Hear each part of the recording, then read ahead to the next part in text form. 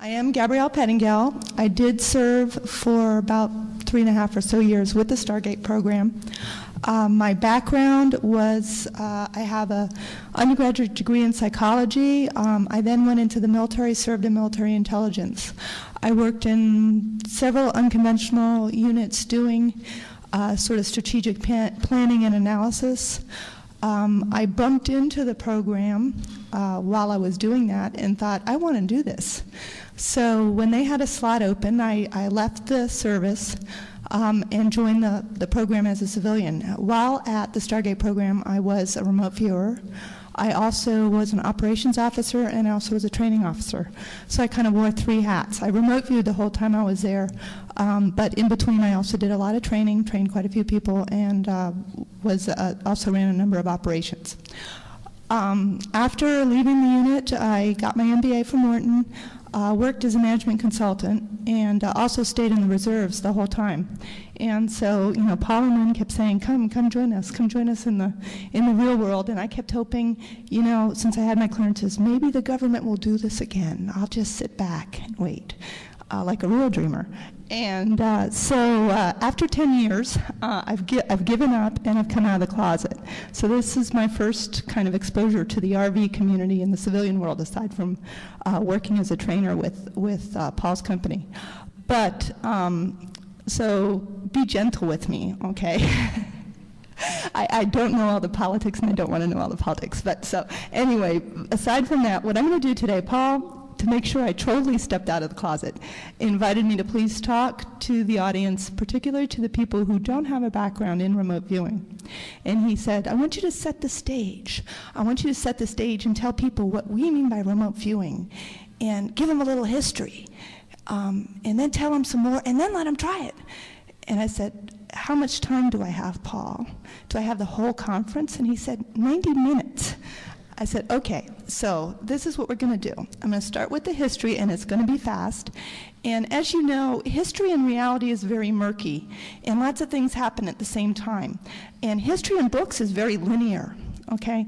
Now, to be able to do it fast, I'm going to make it linear. So if I twist something just a little bit, a date, who did it, or that, forgive me. It's so that it makes sense to people who are new to it.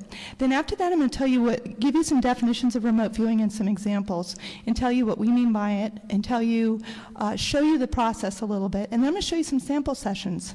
I'm going to show some from some students, and then I'm also going to show an example of a commercial application of remote viewing. And then after that, I'm going to give you all a chance to try it.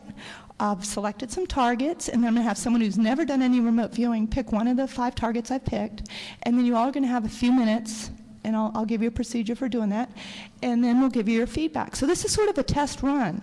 This gives you a chance to try it before you do the real experiment tomorrow. By the way, any artwork you see in the background, except for the picture where I have a picture of Ingo Swan, that's Ingo, but all this artwork is Paul's. He, I don't know how many of you know that, but he is quite an accomplished artist, and he tends to do things kind of like this, and pretty neat.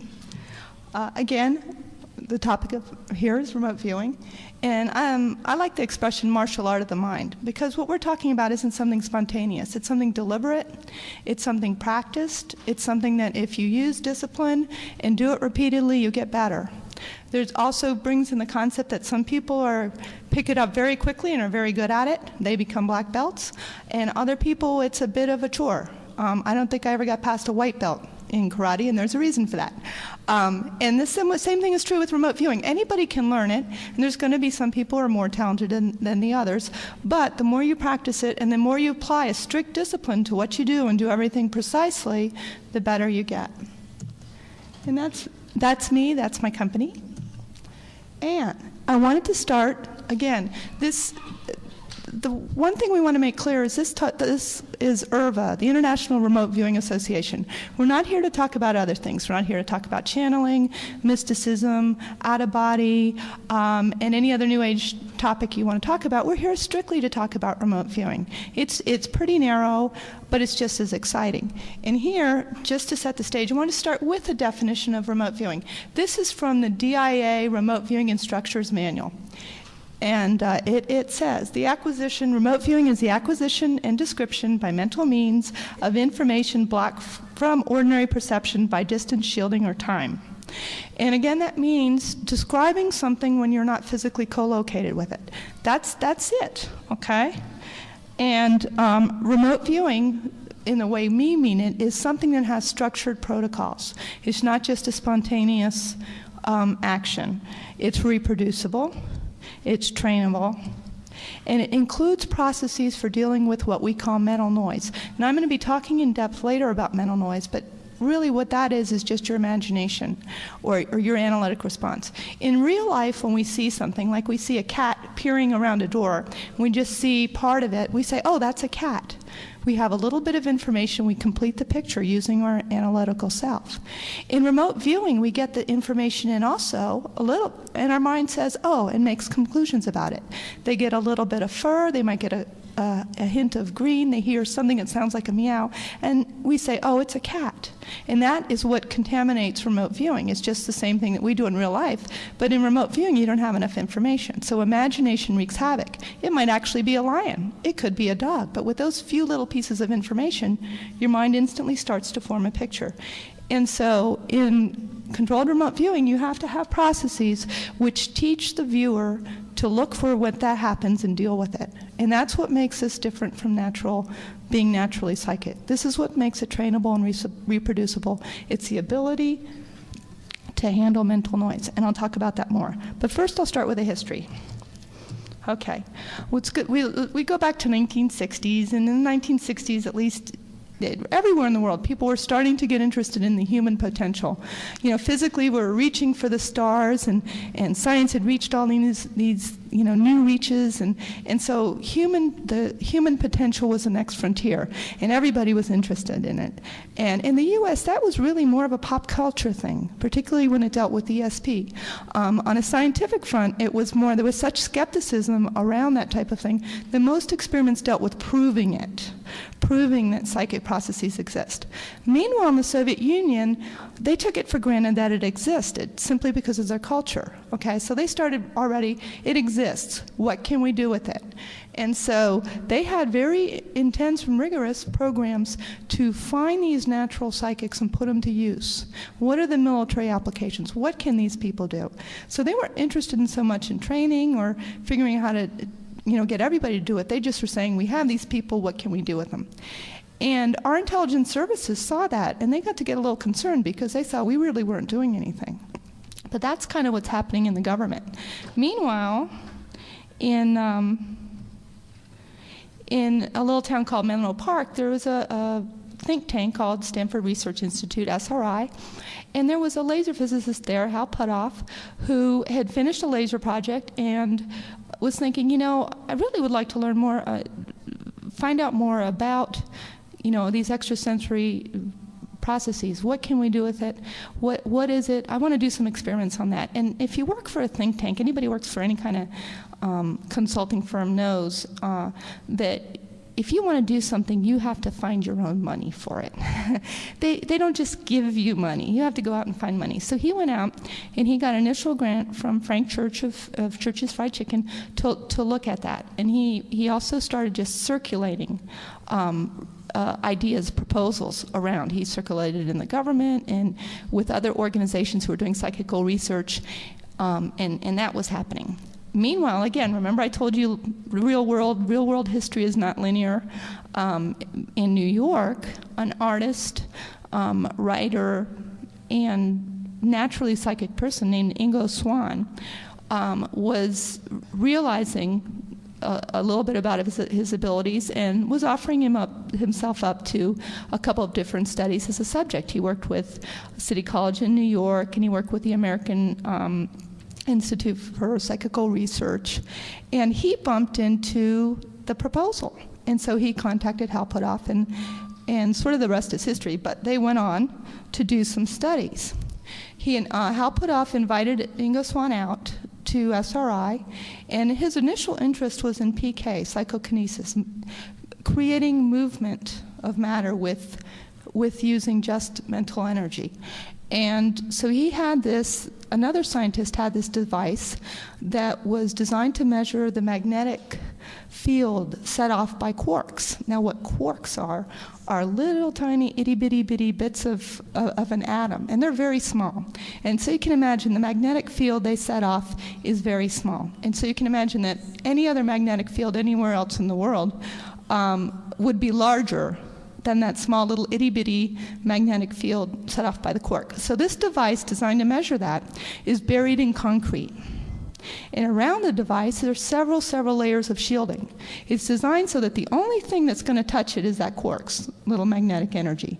And then, back up on ground, there's a little meter, a chart that comes out, just like a EKG or something, where it measures, okay? And so he came, he got Ingo Swann there. He said, I want you to affect that meter. I want you to make it move. And Ingo looked at him and said, right. And so he thought, well, how can I go about doing that? And he thought, I don't even know what it looks like or how it works. So he got out a piece of paper and he started to sketch.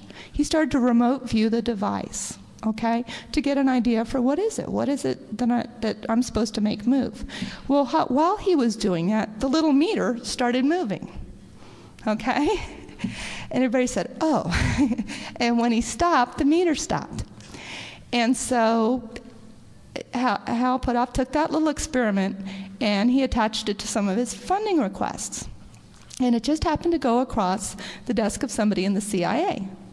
And it also just so happened that Hal Puthoff happened to have security clearances left from when he had been in the service. So everything came together perfectly. The CIA, who was very concerned about what the Russians were doing and wanting us to get involved, all of a sudden had this perfect package. They had a scientist, a very legitimate scientist, one who had great credentials, who wasn't already contaminated a lot by the world of ESP, willing to do research with good subjects, and so they gave him money, and that started the program fully. So Hal Puthoff and then had Russell Targ joined his effort, and a number of other people, the name Scanate wasn't its initial name, but it was a name I think Ingo Swann came up with for describing the process of remote viewing, that you're sending out a scanner, and that's where that name came from.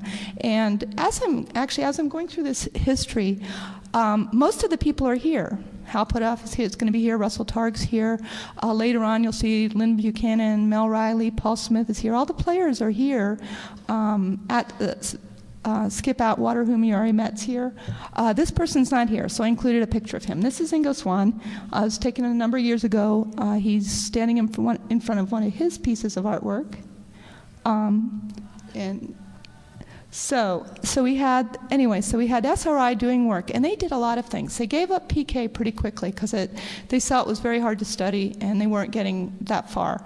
Then they started to look at other types of psychical processes, and they came across studying remote viewing. And they learned a lot about it over the years. They learned that you can't shield from it. It has no kind of radiation. They learned that. They learned that you can just give coordinates and a person can tell you about it. Then they learn that you don't even have to use the real geographic coordinates. You can just make up a number, and if you have an idea of where you want the person to go, they'll go there and get information. So they learn lots of neat things over the years. And again, like I said, this story has lots of threats. Meanwhile, while the CIA was doing this, the Army had a group in Fort Meade that looked at, it was called Operational Security Organization, OPSEC. That means they're interested in protecting our secrets.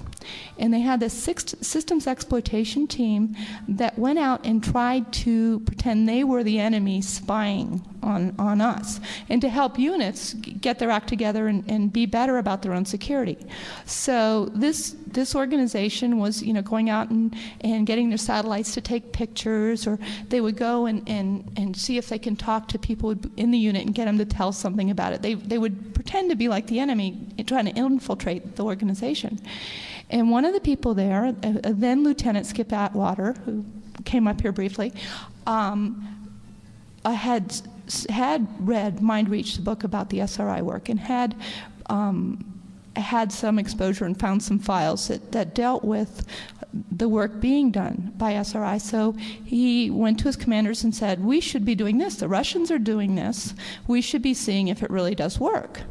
And so they decided to develop a very inexpensive program to see if they could, quote, psychically spy on our own, on our own people.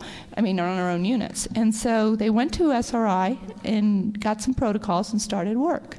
And some of the original people from that unit, Mel Riley's here, a couple other people, they started working. And at that time, there was still not yet a set method to train remote viewing. And so they would just say, okay, I'm thinking of it. There's a target in this envelope.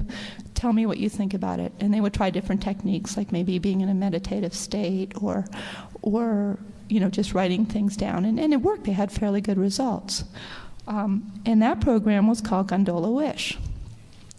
Now, as these units it quickly became obvious there was a lot of issues with, one, it was working, but two, they were doing it against U.S. peoples, and that's a no-no. You're not supposed to do strange things with your own people. So they had a lot of human use issues. And so they started to say, well, maybe we should be using it to spy on, on the enemy instead. That would solve the problem of involving American citizens in something they don't know they're involved in. And they also started to develop procedures for having permission to do this type of thing. Meanwhile, so SRI was doing research. You had the Army starting to kind of think of a way to apply it. They weren't that concerned about the research angle. And there was also an Air Force unit who was dabbling in it. So then DIA got involved and started to pull together these pieces. And that program then was renamed Grill Frame. So it was the same program. And they were starting to develop, starting to realize that this actually works. They would give an intelligence question to the unit, and the unit would describe things like what does a particular weapon system look like, or what's in this room, in this building. We've always wondered what's in this building. And everything moved along. Meanwhile, back at SRI, Ingo Swann was doing a lot of work thinking on how do I do what I do? And how can I make it better? How can I deal with mental noise in a structured way? And he started to think about it, and he came up with his own little protocol. And it turned out it was teachable. So then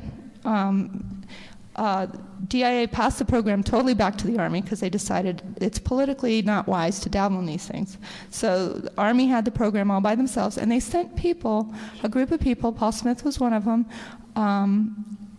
to go to, and Ed Dames was one, and Bill Ray was one, and then there was one more person, Charlene, who's not here.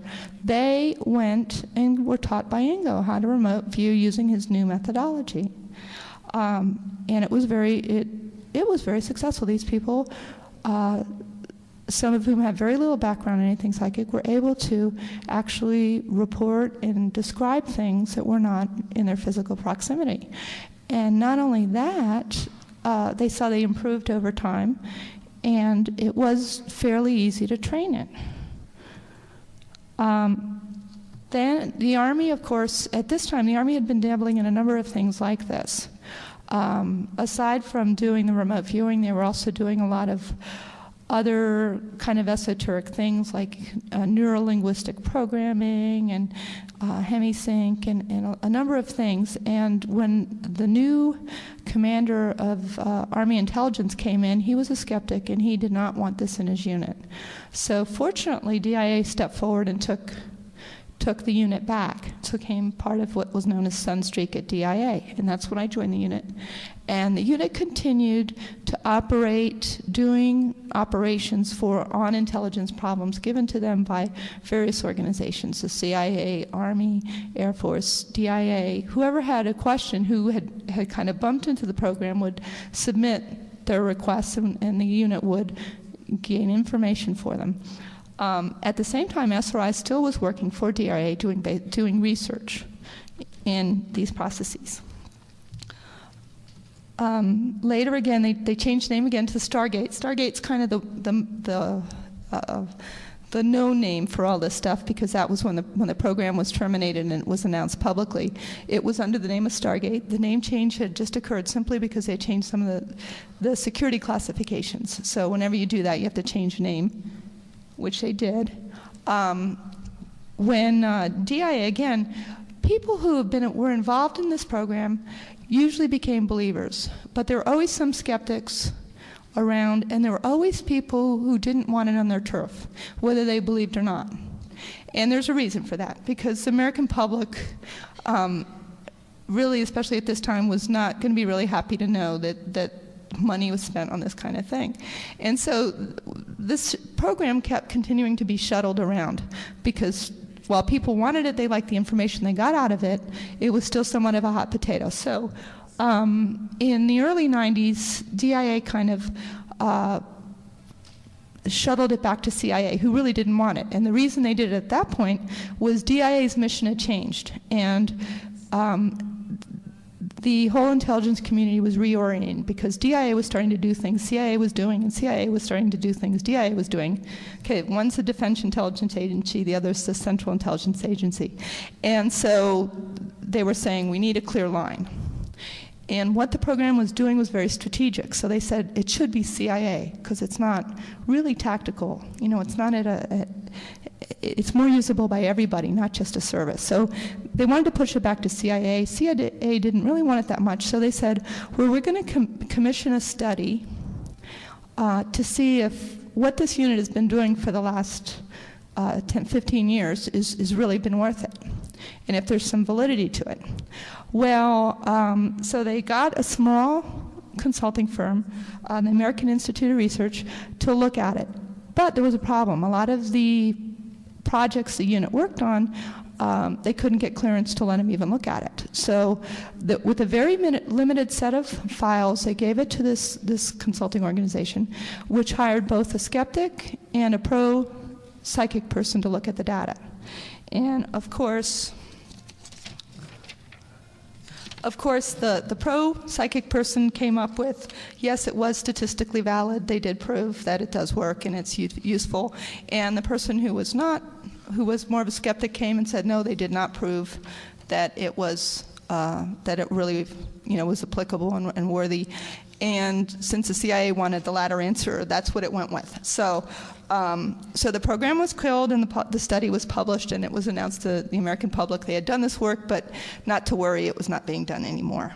Okay, so that left a void. And it left a void, and it left something very useful.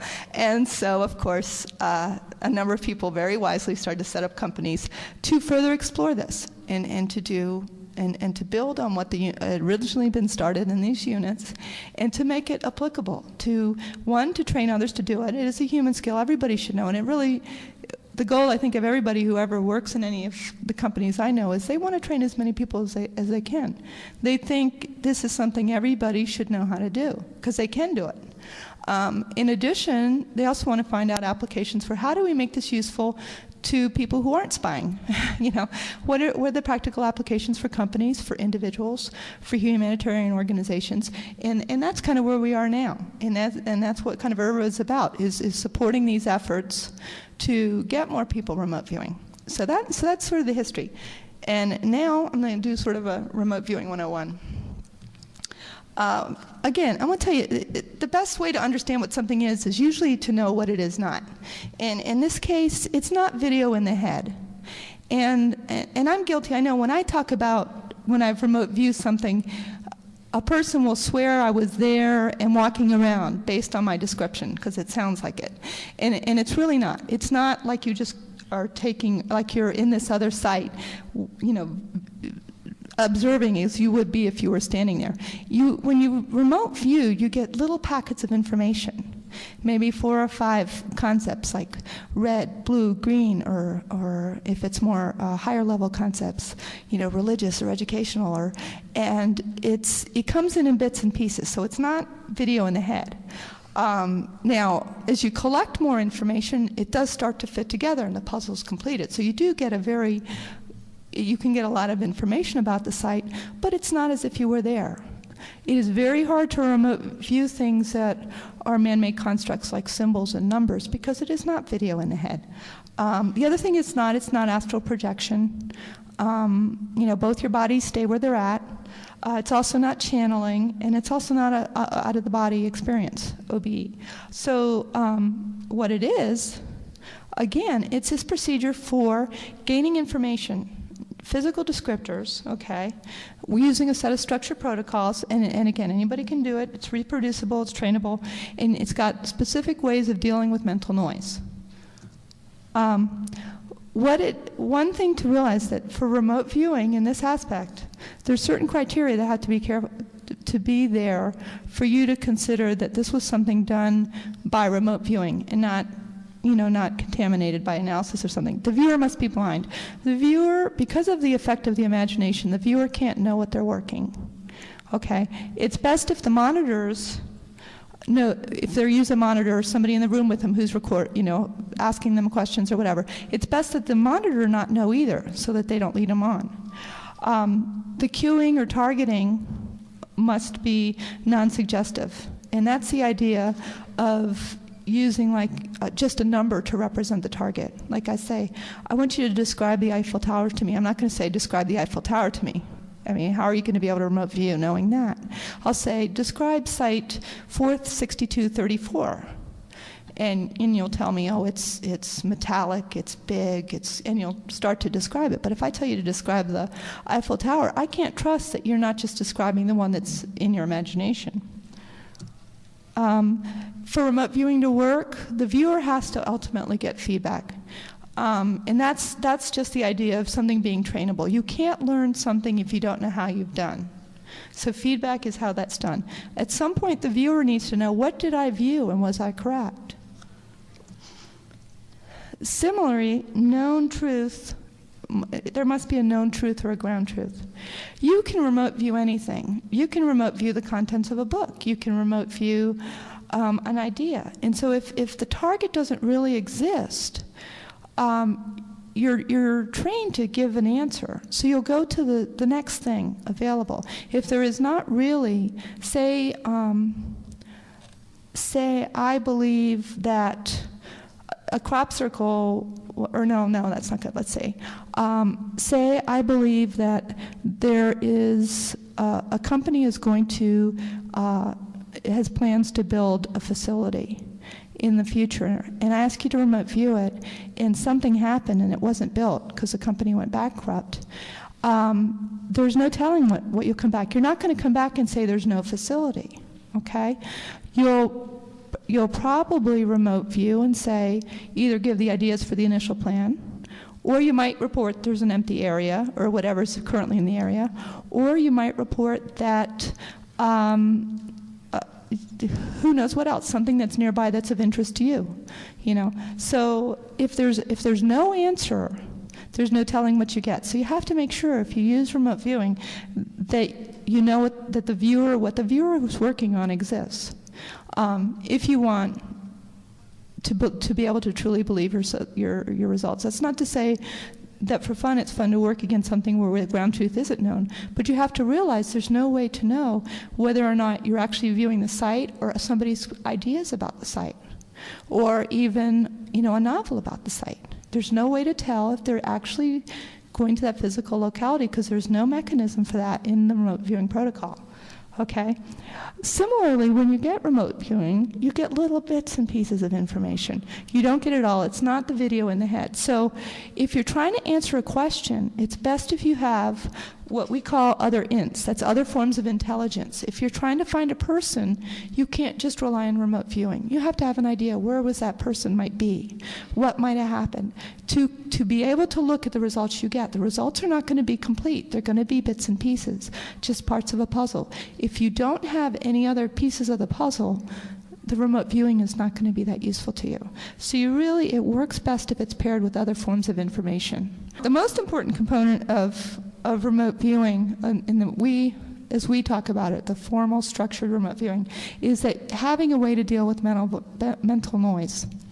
Again, natural psychics can be very good. It's usually they're very good and then they're very bad. And the reason is mental noise. Their imaginations kick in. And there's several types of mental noise. The first is analytical overlay, and some of you may know these as stray cats. It's what your mind does to finish the picture. You have bits and pieces of information, and your mind says, aha, it's this, aha, it's that. And again, with my example with the cat, you don't have enough information to truly make those conclusions, but your mind has been trained to make conclusions. And so that process of making conclusions based on limited information is called analytical overlay. And that's one of the things that we find we can train viewers to recognize and deal with. Another type of mental noise is environmental overlay.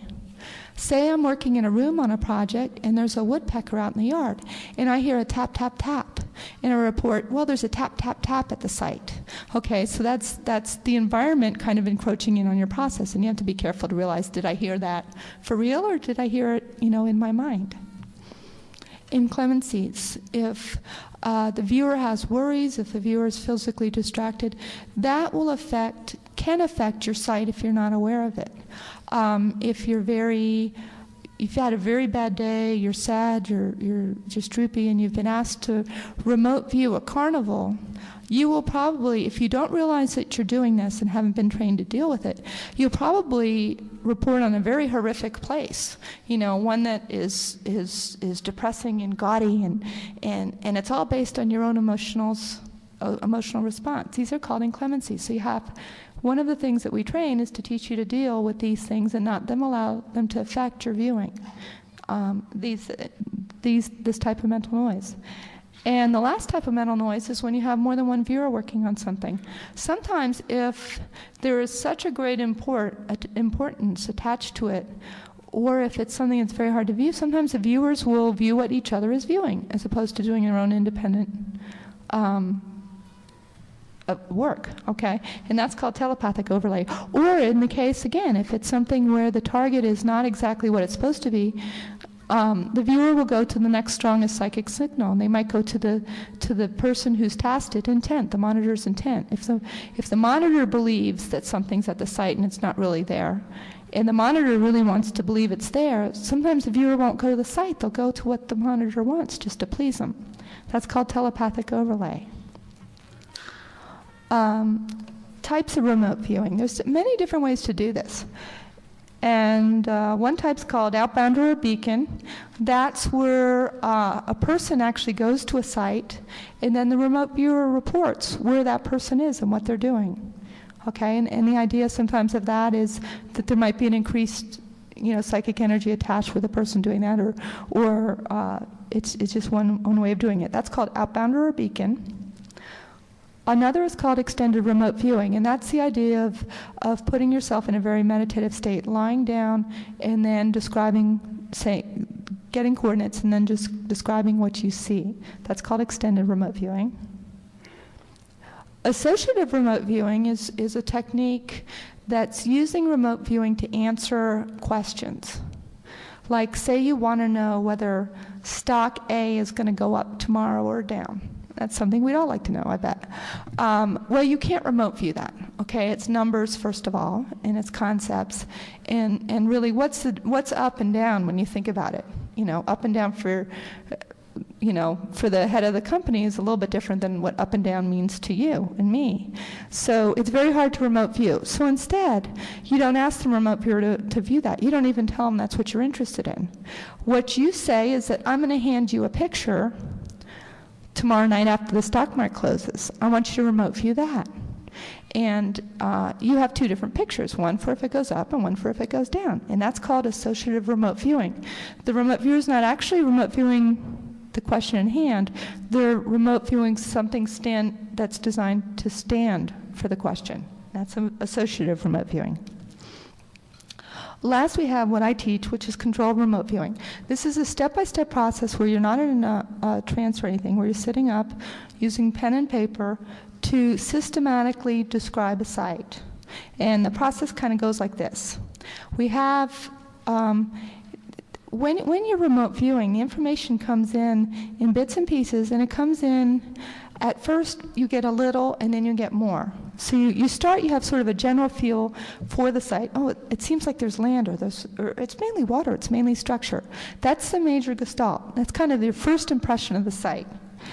Then little bits of information will start to trickle in, and we train it in this order so that the viewer can control mental noise. By doing this step-by-step process, and by starting with the very simple and then building up to the complex, the viewer can control their imaginations better and keep track of that process.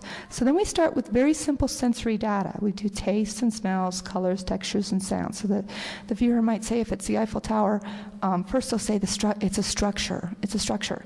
And there's green and brown and I see white, and it's metallic, and it's crusty, and I hear people sounds, I hear traffic, and it smells like gas, it smells like exhaust. And so they get this type of information, and then we have a move on to dimensional concepts. So they've had this initial sort of sensory exposure to the site. And what we found with that sensory data is the imagination tends to leave it alone. It's used to having that type of information in the brain and just letting it be. But then you start to get dimensional information, and you say, oh, it's high, it's wide, it's got holes, and so you start to describe the Eiffel Tower dimensionally. And that's where the imagination really starts to kick in, and that's where we start to train the viewer to realize that's when they're going to say, oh, it's a bridge, or oh, it's a girder, or oh, it's a bungee jumping tower.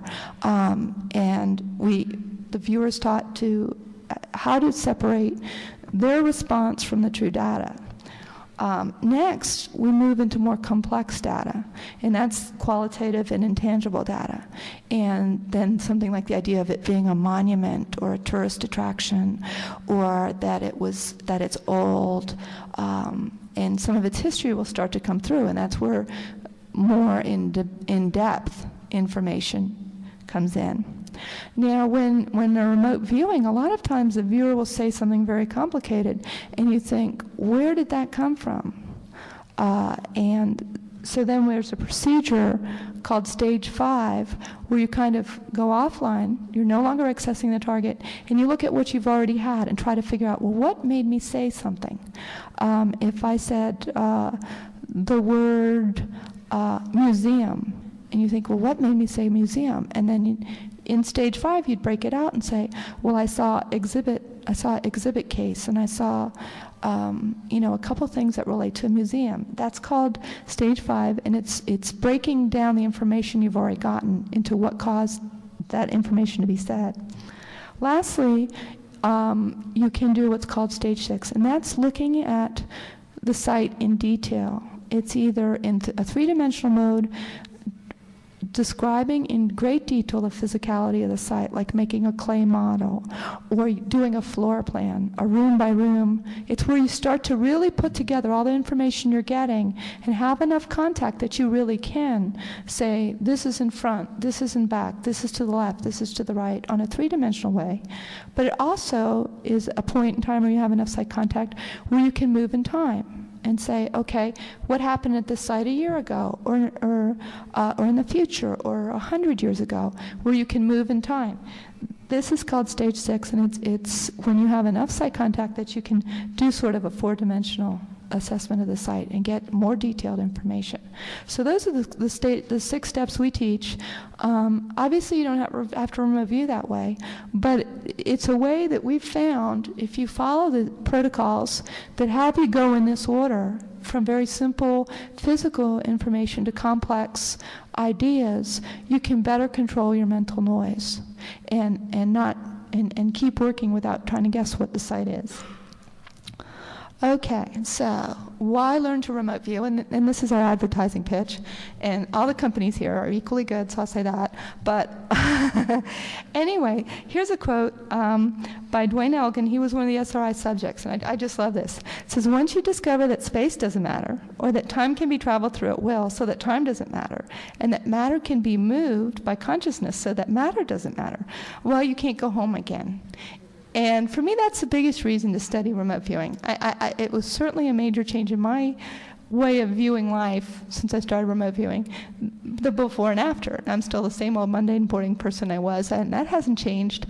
But there's this kind of just spark saying, yes, you know, I can do this. This is neat. I can move in time. I guess it's the way I capture this moment is the first time I give usually a student something like the lunar lander. It's their first time off, quote, off planet. And they finish that session and they find out what the target was. And they might have described seeing this blue ball up in the sky or something like that. That it's that reaction to I did this, that you can't go home again. And it's a very powerful thing. That's one of the reasons. The next reason gets into the whole martial arts of the mind. It's a discipline. And why do people study karate? Yes, there's a self-defense element, but I'm sorry, most of us will never have to use karate for self-defense. So why study it? And why study it so intensely? Obviously, if you know 1 or 2 really good moves, and target places on your aggressor, you know enough about self-defense. So why spend hours and hours studying karate? Well, it's the same thing with remote viewing. Because it is a discipline, and you do get better, and you do grow. You know, you do grow in this technique, and you can, and it starts. You see other ways to apply it to your life. If you have hobbies, you remote view maybe some of the things that have to do with your hobbies, or you just become better able at finding parking spots or whatever. But it's that idea of it being a discipline and something to work on to improve yourself, and it is very difficult. And it is a natural high. When you do get a site right and you describe it, it is very exhilarating. So again, it's a human skill, and I think everybody should learn a little bit about it. It's interesting. It's a focused discipline. The process feels good. It feels good to remote view, and people have found many personal applications for it. Again, people are historians, remote view historical events, and it's interesting to them. Other people do humanitarian applications, perhaps, trying to get information for missing people or that type of thing. And of course, there's professional applications. There are companies, there are many questions that we could answer for companies, and we do. Things like, is my patent being infringed upon? And so you remote view where that's being used and see if it's being used the same way the company did it, okay? That's just one of many possible, professional applications. Do you have any questions on what remote viewing is, how I've described it, or the history, or anything I've covered to this point? Yes. An outbounder, you can use really any form of remote viewing. The controlled where you write on a paper, or the one where you kind of lie down in a sort of altered state. And what you're describing, instead of describing the site, you're describing where a person's going. And they won't decide until they're out there. Like they'll go off in their car, and then they'll open an envelope telling them where to go. And it's one way of also making sure that nobody knows what you're working. And the person goes to that site, and they maybe walk around for a few minutes and then come back. And the remote viewer is supposed to report where that person is and what they're doing. And there's always just been a question, does it help that a person, is a person, sort of sending additional information? That, hasn't been able to be confirmed, but it sometimes seems to have an effect. And then extended remote viewing is just when you're sort of you get into a meditative state and report. Yes. The way it evolved was, it started out, I guess that's right. How do you get a remote viewer to go to a particular spot without telling them where to go? You know, because if I tell you I want you to go to the Eiffel Tower, you won't be able to work, too much imagination. So what they started with first was, well, why don't we give them the geographic coordinates?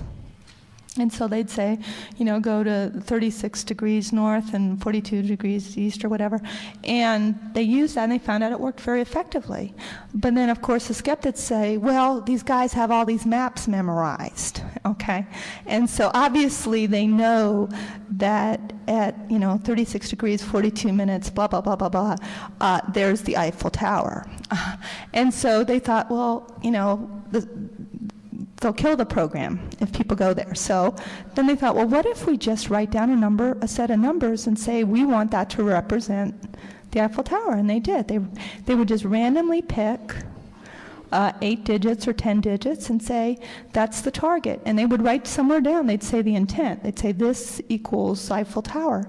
And so they just tell those invented numbers, and this is the hardest thing to believe, I know, to the viewer, and they go there. You know, if they can psychically view the site and tell you what's there, they can certainly figure out what you want. You know, is kind of a simple way of looking at it. And the way they do that is just using this set of numbers. Other questions? Yes. How does the remote viewer do what they're doing? And there's a number of theories of, you know, what's going on physically that they would know that. You know, how are they connecting? Why does intent matter? And that's a several-hour conversation right there. And again, it's not that confirmable, so you'll see there's a number of different opinions about. And you know, if you grab me in the hallway later, I'd be glad to talk to you about it. It's just, it seems each school of thought has different ideas. And the main thing is the viewer has to believe they can do it, and then it works. You can get some telepathic overlay between the viewers, but if they're all trained viewers, it happens very rarely. And that's what we did in the unit. We would have, say we have to describe this new weapon system that was hidden in a Quonset hut or something in Russia or something. Different viewers would work it and report, and each viewer have sort of a different angle on what they would be describing, and then they put the information together, and it would be much more valuable than if just one person had remote viewed it. And that's how operations are run. You don't just trust the results of one person, because this isn't foolproof. It's not 100%. It's really about 80% at its best. Okay? People have imaginations, they have good days, they have bad days. So you don't want to put all your apples in one basket. You would use a variety of people and have them work it more than one time. The way most of people teach controlled remote viewing is they use columns for different types of information. So you would use a column for what they call like tangible information, things. So like if you saw a chair, you'd put it there. And then they use a column for what some people call EIs or people. And in that place, you'd have persons. Now you can cue yourself. When you're remote viewing, if you see a person, you can cue yourself to say, I want to know what the person's thinking, or I want to know what his job is, or I want to know this. And you would cue yourself. And some people do that by acting like they're asking the person. You know, in their mind they'll say, what do you do? Other people just say, job, ? You know, and get information, more information. So it's a process where you can keep cueing yourself to get more and more detailed information. The trick is to follow a protocol that allows for you to recognize imagination and mental noise. That was kind of the idea I introduced with the martial arts. You know, like in karate, you know, I'll never go past a white belt. And you know, when I was awarded, my yellow belt, when I was awarded my yellow belt, the instructor said to me, we really didn't think this person would get to this point. And I got the most improved award for reaching the yellow belt. And I wisely realized that this body just doesn't go there, okay? But I got that far, you know? And if somebody grabs me around my neck, they're history. You know, I know enough to do that. Okay, then again, there's other people who are more talented, and they'll go on and be black belts. The same thing is with remote viewing. But the difference is, a lot of times people don't know that ahead of time. Okay, because our society so squelches psychic experiences. I mean, even well, no, that's not true. But if most people, if their children start to describe what's in a room they've never been in, they get told, oh, you're imagining things, and oh, this is really ridiculous, stop it. So our society squelches that, and the only way some people find out that they actually were very naturally psychic is they start taking some training, and all of a sudden they take off. But some people usually have some clues, some interests, or they always seem to sort of know who's on the phone, that type of thing. So it's not something we're teaching from scratch. It's an inborn human ability that we are just teaching people to use. People don't know how to write from birth, but they have the capacity to be able to read and write. But we have to teach it. So everybody is born with the capacity to remote view, and they just need to be taught it, and some will be good at it, and others won't be that good. Okay, so now here, let me show you just some simple sessions. First, I'm going to show you some student sessions. These are mainly students at a time when they've just had a few classes, and some are single blind and some are double blind, and I don't remember which, so don't ask. Okay, all the student was given was an encrypted coordinate. 22, 33, 56. Today, I think I'll allow that to be, today, that number will be the Hagia Sophia Mosque in Istanbul, Turkey. And so this novice remote viewer came up with that, okay? And this is just showing just a piece of their session. They actually would have said, oh, it's a structure, and maybe described again some sensory information about it, and then they did a dimensional sketch. Okay, here's another example with the Great Pyramid. Okay, that was their sketch, and I'll read their description to you, since it's not very legible there. Session summary. At the end of the session, before they're given their feedback, they're asked to sort of summarize what their session was. And this viewer said, rising up over a bleak, spare landscape is a solitary, solid structure, colors of black, white, and gray. It's like when I was drawing, the sketches morphed into a triangular structure like the Cheops pyramid. Okay, well, it was the Great Pyramid, but that he recognized that as himself as not having enough information to say that was his analytical response. He didn't actually get the word Cheops pyramid in his head as data. The structure is located in a bleak, undescript, expansive area which was gray and monotonous. Bands or lines move horizontally across the structure, and at the top the lines radiate around the peak of the structure. It is solid. Okay, solid structure. Okay, here's a monastery. That was their sketch. Their description, which is too lengthy, so I'm going to just switch back to the drawing while I read it. The structure is multi-leveled with squares, repetitions of triangles, and a domed area. There's a parking lot outside and trees. There are people here. There's a stepping down or up area. There are bird and barking sounds. Colors are white, green, gray, red, blue, gold, yellow, brown are present. Inside, the colors brown and black are also present. There's something cream-colored and gritty. There are wooden surfaces and stone surfaces. There's light shining through colored glass. Something is round, tall, and narrow. There's something ornate, and the structure has historic value. See, that's an example of an intangible. There are rectangular doors and cars in the parking lot. There is an impression of seriousness, respectfulness, deeply felt feelings. It is a place where opinions are expressed and people have anticipation of outcomes. There are people in white flowing clothing with draping over the head on some. There are books and files at the site. There's a work of art here. It is a holy place. Okay, so that's from a student.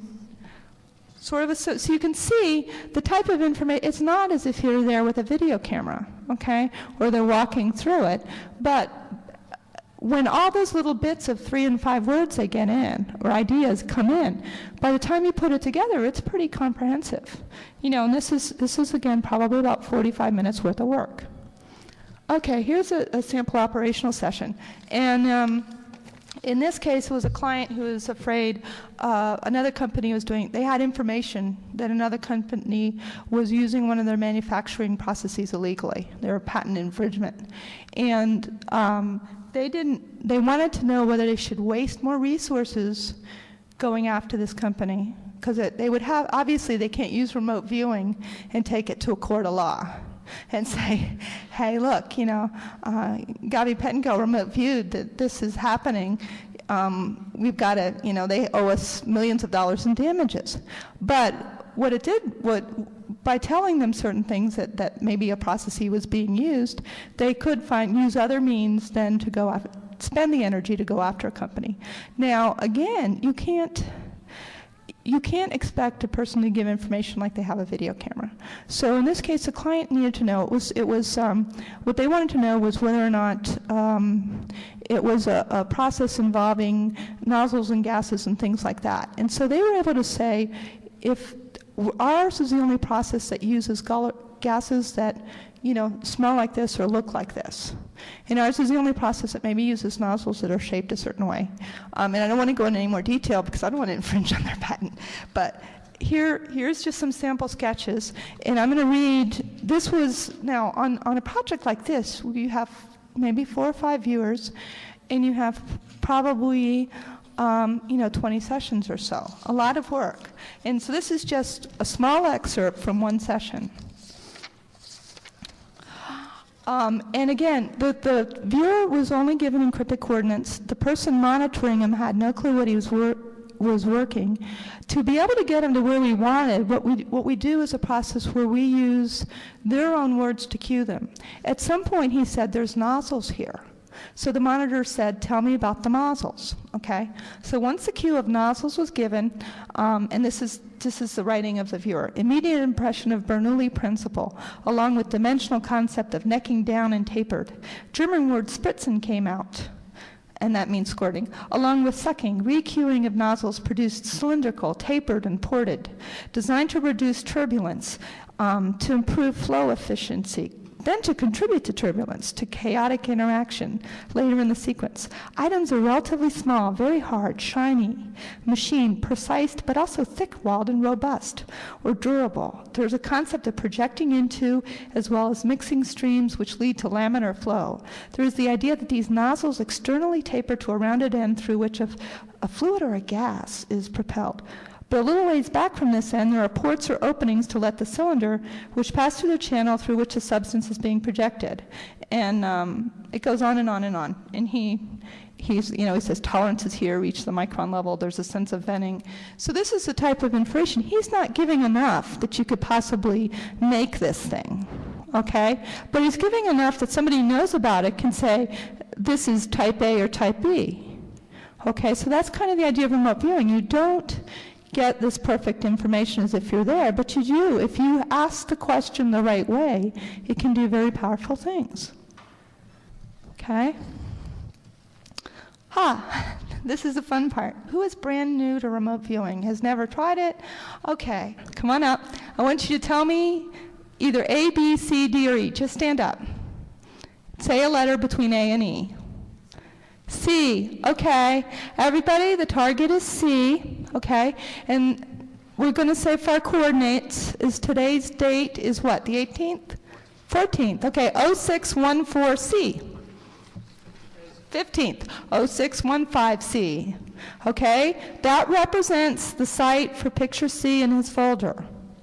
Okay, you can either remote view the photograph or you can go to the site. It's your choice. And so what you want to do before you get started, I've told you the coordinates, is clear your mind. Write your name, date, and location and the time at the top. Okay, we're in Las Vegas. It is 2:06 and it's the 15th, correct? 15th, June 15th, 2001.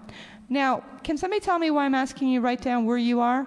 The reason is you can't know where you're going if you don't know where you are. Okay, so that's where you are.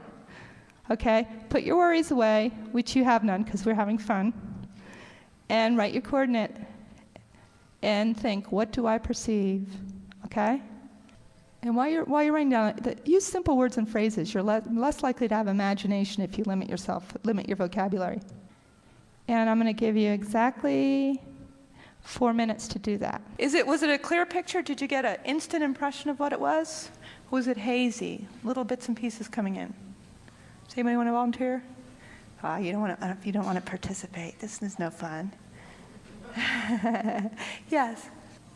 Bits and pieces, you're not certain. It's kind of ephemeral, just sort of, did I really hear that? Did I really see that? Kind of like that? Yeah, a fog, like little bits of structure. Yeah, it's not a clear thing. It's very, it's almost like did I really? It's sort of like it came in over here. and you sort of looked at it out of the corner of your eye. That's kind of the feeling if you're getting good data. Does anybody want to volunteer what the gestalt is? Remember we talked about the gestalt being the main idea? Land, structure. Okay, somebody got inanimate and they didn't sense any people. Lots and lots of blue and some kind of idea of black bars. What about you? What did you have? Gritty, brown, blue, temperate, blue-gray. Okay, lots and lots of land. Okay, a big box, almost like a nuclear power generator, something like that. Yes? I realized I was looking at a broken slat fence, and I was trying to figure out, well, white, what in the world would white be? And then all of a sudden I got an impression or a feeling of a tower. Finally, by the time I quit, I realized I was looking at a lighthouse on an old dilapidated beach with a wooden walkway. But I don't know how much of that I dreamed up myself and how much of it came to me naturally. Yeah, see that's the hard part, because you get the information comes in bits and pieces, but your mind wants to complete the picture. And your mind wants very badly to complete the picture because that's the reason you're alive today. If you didn't take in bits of pieces of information in everyday life and immediately make conclusions, like that ring on the stove is red, therefore it's hot, or that is a lion behind me in the woods, you'd be dead, okay? So the mind has been trained so thoroughly to jump to these conclusions. So you'll have bits and pieces of information, and then it'll try to create a picture. And the idea is, how do you deal with that? You can't keep it from happening, but what you need to do is figure out, okay, if it's complete, I have to reject it. If it's bits and pieces, then it's the correct image. Okay, it's the correct data. A cylindrical structure, and then I saw a silo, and then a kind of rectangle with an opening, and then I don't know, like a kind of teepee, and then when she said man-made but natural, and it was very warm, thinking that there was a kind of glow there, or some kind of a fire. Well, my summary is just it's a lightweight, light-colored, curved, smooth object that's taller than it is wide, and in some way it mimics a life form.